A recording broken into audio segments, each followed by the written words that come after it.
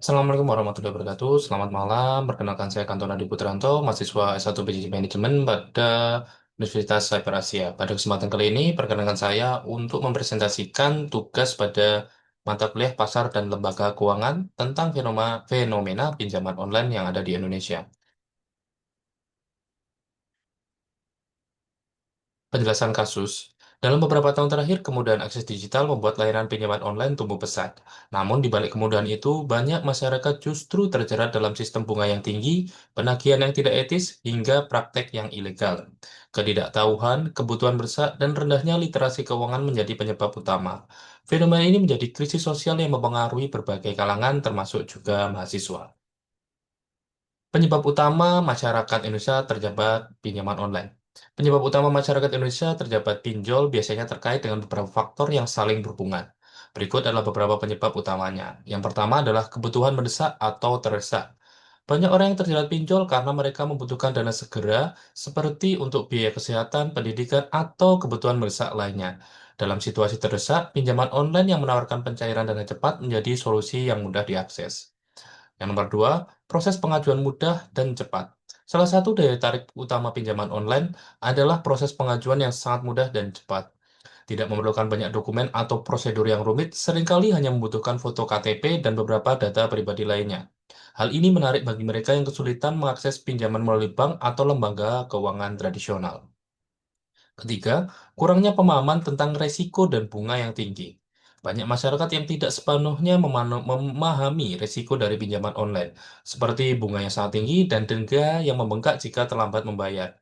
Kurangnya literasi keuangan dan pemahaman tentang biaya yang terlibat membuat mereka lebih rentan untuk terjebak dalam hutang.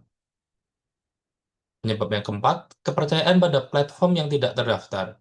Beberapa penyedia pinjol tidak terdaftar di Otoritas Jasa Keuangan atau OJK, sehingga mereka tidak memiliki pengawasan yang memadai.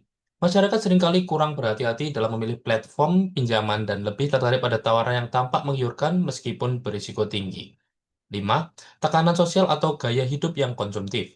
Terkadang, tekanan sosial dan gaya hidup konsumtif menjadi faktor pemicu. Masyarakat merasa perlu memenuhi kebutuhan atau keinginan yang bersifat konsumtif, seperti membeli barang-barang tertentu, tanpa mempertimbangkan kemampuan finansial mereka. Pinjaman online menjadi jalan pintas untuk memenuhi gaya hidup tersebut. 6. Iklan dan promosi yang menarik. Pinjol sering menggunakan iklan yang menarik dan promosi yang menggiurkan, seperti bunga rendah atau pinjaman mudah tanpa syarat. Hal ini bisa mempengaruhi keputusan orang untuk mencoba pinjaman online meskipun mereka tidak memerlukannya. Ketujuh, keterbatasan akses ke layanan keuangan tradisional. Sebagian masyarakat, terutama yang tinggal di daerah terpencil atau yang tidak memiliki akses ke layanan bank, mungkin melihat pinjaman online sebagai satu-satunya alternatif. Hal ini membuat mereka lebih mudah tergoda dan mencoba pinjaman meskipun resikonya tinggi. Dampak sosial dan psikologis pinjol. Dampak dari jeratan pinjol sangat kompleks dan multidimensional. Secara ekonomi, peminjam mengalami tekanan berat akibat kewajiban membayar bunga dan denda yang terus menumpuk. Ketika gagal bayar, mereka seringkali menjadi korban penagihan yang bersifat mengintimidasi, termasuk penyebaran data pribadi ke kontak ponsel, ancaman kekerasan verbal, dan pencemaran nama baik. Kondisi ini menimbulkan tekanan psikologis yang serius, seperti stres, kecemasan, depresi, bahkan dalam beberapa kasus mendorong korban untuk melakukan bunuh diri.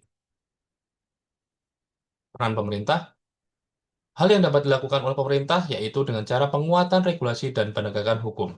Hal pertama yang harus dilakukan adalah memperkuat regulasi dan penegakan hukum terhadap pinjol yang ilegal. Saat ini, banyak aplikasi tidak resmi masih bisa diakses dengan mudah, menunjukkan lemahnya pengawasan digital. Pemerintah melalui OJK dan Kominfo harus lebih agresif memblokir aplikasi dan situs pinjol ilegal, serta menindak tegas oknum yang terlibat, baik di dalam maupun luar negeri.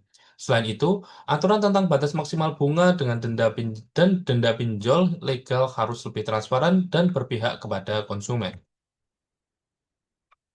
Yang kedua yaitu edukasi dan akses layanan keuangan yang aman. Selain aspek penindakan, pemerintah juga harus fokus pada edukasi literasi, keuangan dan perluasan akses layanan keuangan yang aman dan adil. Kampanye literasi digital dan keuangan harus dijalankan secara nasional, menyasar masyarakat kelas bawah, pelajar, dan juga mahasiswa. Edukasi ini harus menjelaskan cara membedakan pinjol legal dan ilegal, menghitung bunga dan risiko, serta bagaimana menjaga data pribadi. Pemerintah juga perlu memperkuat peran lembaga keuangan mikro, koperasi, dan bank syariah sebagai alternatif pinjaman yang lebih manusiawi. Dari sisi konsumen, literasi dan kesadaran finansial wajib untuk ditingkatkan. Konsumen tidak boleh hanya menjadi korban pasif. Setiap individu memiliki tanggung jawab untuk meningkatkan literasi dan kesadaran finansial pribadi. Sebelum memutuskan mengambil pinjaman, konsumen wajib melakukan analisis kebutuhan, kemampuan membayar, dan sumber pinjaman yang aman. Konsumen juga harus kritis membaca syarat dan ketentuan, tidak tergiur promosi instan, dan berhati-hati memberikan akses data pribadi. Selain itu, strategi perlindungan diri konsumen dari pinjol yang ilegal. Untuk melindungi diri dari jeratan pinjol yang ilegal, masyarakat harus menerapkan langkah preventif yang konkret. Pertama, hanya menggunakan aplikasi pinjol yang terdaftar resmi di OJK, yang bisa dicek melalui situs resmi OJK. Kedua, tidak pernah sembarangan mengklik tautan pinjaman dari media sosial, pesan pribadi, atau email yang tidak diketahui sumbernya. Ketiga, jangan pernah memberikan izin akses aplikasi ke seluruh kontak, galeri, dan data pribadi di ponsel karena data ini kerap disalahgunakan. Dan dari segi mahasiswa, yaitu mahasiswa harus berperan sebagai agen perubahan sosial. Mahasiswa sebagai kelompok terdidik memiliki tanggung jawab moral dan sosial untuk menjadi agen perubahan dalam isu pinjol ini. Dengan pengetahuan dan jejaring yang dimiliki, mahasiswa dapat menjadi jembatan literasi keuangan di masyarakat. Mahasiswa bisa mengadakan diskusi publik, pelatihan, webinar, dan kampanye sosial tentang bahaya pinjol dan pentingnya pengelolaan keuangan yang sehat. Di lingkungan kampus, mahasiswa juga dapat mendorong terbentuknya komunitas advokasi pinjol atau lembaga konsultasi dan bantuan hukum mahasiswa yang dapat membantu sesama mahasiswa atau masyarakat umum yang terjerat pinjol. Kesimpulannya, dampak dari jeratan pinjol sangatlah kompleks dan multidimensional. Secara ekonomi, peminjam mengalami tekanan berat akibat kewajiban bayar bunga dan denda yang terus menumpuk. Ketika gagal bayar, mereka seringkali menjadi korban penagihan yang bersifat mengintimidasi, termasuk penyebaran data pribadi, kontak ponsel, atau ancaman kekerasan verbal dan pencemaran nama baik. Kondisi ini menimbulkan tekanan psikologis yang serius, stres, kecemasan, depresi, bahkan dalam beberapa kasus mendorong korban untuk melakukan bunuh diri. Terima kasih.